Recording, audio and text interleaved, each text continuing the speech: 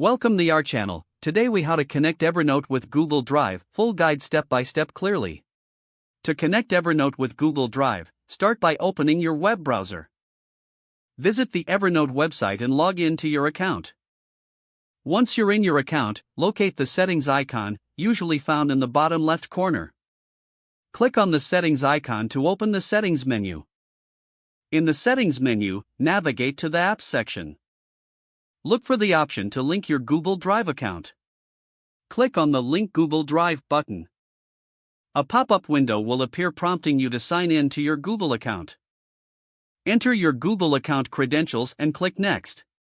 Review the permissions that Evernote requires and click Allow. After granting access, now your Google Drive account is successfully linked to Evernote. To add a Google Drive file to a note, open a new or existing note in Evernote. In the Note editor, look for the Google Drive icon. Click on the Google Drive icon to access your files. From the list, select the file you wish to attach to your note. Click on the Select button to add the file.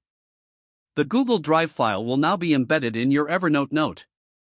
You can edit or update the file directly from Google Drive, and changes will reflect in Evernote. To unlink your Google Drive account at any time, return to the Settings menu in Evernote. In the Apps section, find the Google Drive link option. Click on Unlink to disconnect your Google Drive from Evernote. And you have now learned how to connect Evernote with Google Drive. If the page does not load, refresh the browser or try again in a private or incognito window. Make sure you are using the correct email address, then retype it carefully to avoid small typos. If your password is not accepted, use the Reset option and create a new strong password you can remember.